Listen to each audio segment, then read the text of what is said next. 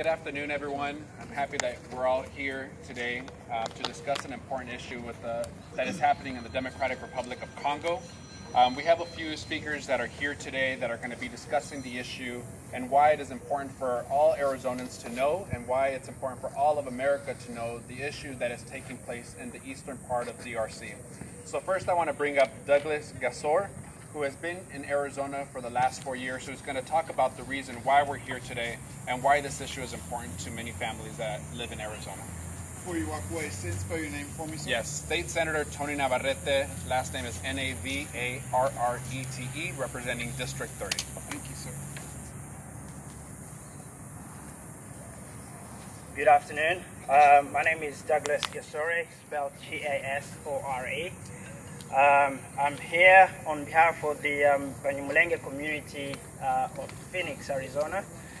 We have a small but important message that we need to give out, and this message is contained in this press release.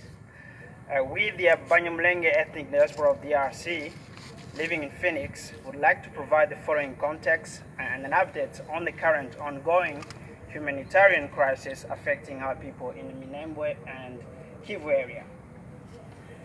Innocent Banyamulenge children, men and women are being killed and systematically being uprooted from their homes, and their properties, mainly livestock, which is cattle, have been looted and killed. Countless villages have been burned, and thousands have been forced to flee into forests and unknown locations. It is estimated that around 40,000 people of Banyamulenge ethnic have been displaced in the Minembwe center area. Right now, as we speak, they are at the mercy of the element without any adequate shelter, blankets, and warm clothing. Food needs and medical is currently at a very critical need right now.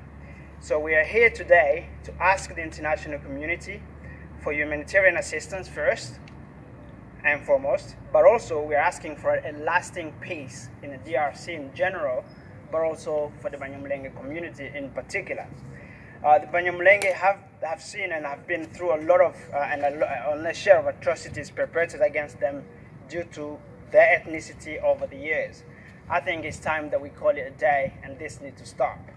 We are asking for justice and accountability for the atrocities committed against Banyamulenge and other communities in the Congo area as well. We would like to note that we welcome the statement of our new president, Felix Tshisekedi, which was made on June 30th in the Ituri area, which he expressed, and I quote, he expressed that he is committed to end armed conflict in the Congo, in Ituri region and Minembwe area in particular. But also we would like to recognize and welcome the statement made by the DRC Army Commander, General Gabriel Amisi Tango 4, which was also made in July 2009 when he visited Minembwe in particular. He stated that he is also committed to end violence against civilians and bring lasting peace to the area, to the Congo area.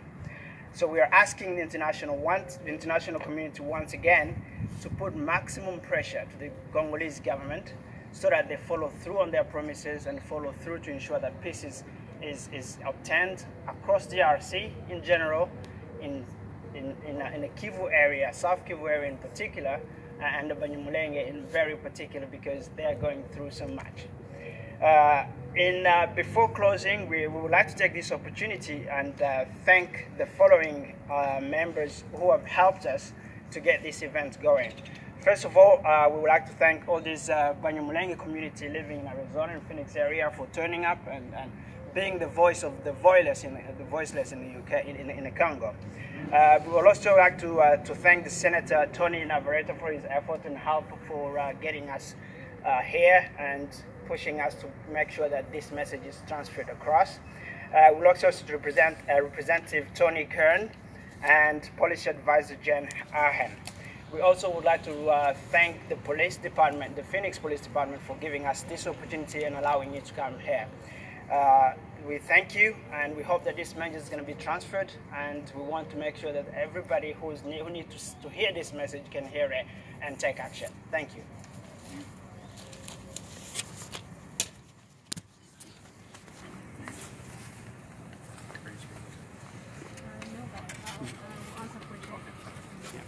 So again, State Senator Tony Navarrete, the community behind you is truly organizing, not only here in the state of Arizona, but all across the country.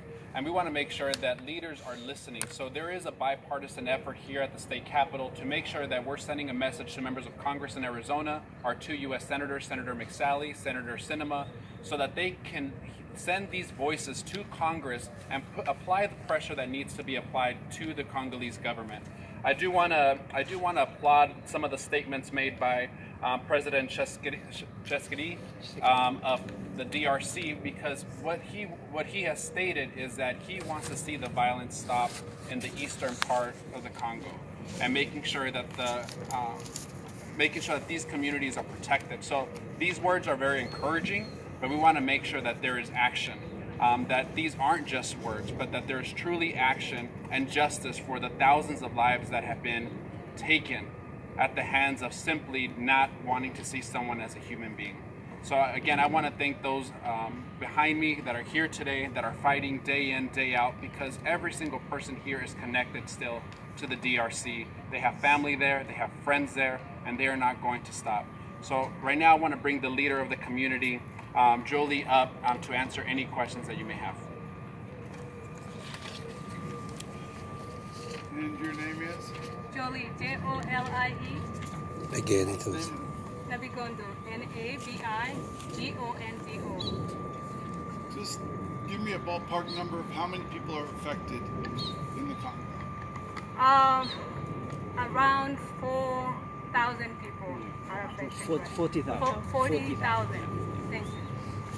And somebody mentioned earlier about folks being displaced and leaving and not knowing where they're going to be. Can you tell me a little bit about what that's all about? Well, it all started many years ago, but right now, the current situation for the past couple months or so, close to 3 months, the rebels started killing people almost in every village. So people were obligated to flee their villages and to go to where they felt safe a little bit. And the villages were burnt, so many of them, and people died, obviously. And right now, as we speak, there are so many people outside with no shelter, with no food, with no medical needs. And as you know, when there's a group of people all together, there's a lot of things that not only they are being killed by the situation, but also diseases like malaria, malnutrition, and it rains a lot in the Congo. And then after rain comes the sun, and they have no shelter, no food, nothing. What's it going to take to get this resolved? That's a very good question. It's going to take the effort of everyone, everybody. That's why we want everybody to know this message. Yes, we know that the president has made a statement, but we want the pressure on him. We want him to act upon what he said. And we know he is able. He can secure the Banyamulenge. He can bring peace to that region within a blink of an eye. And he can start by providing food and shelter, and then bring peace and justice to those who have lost their loved ones, their homes, their belongings. Those are all the questions I have. Thank you. Thank you. Any more questions? That's it. Thank you.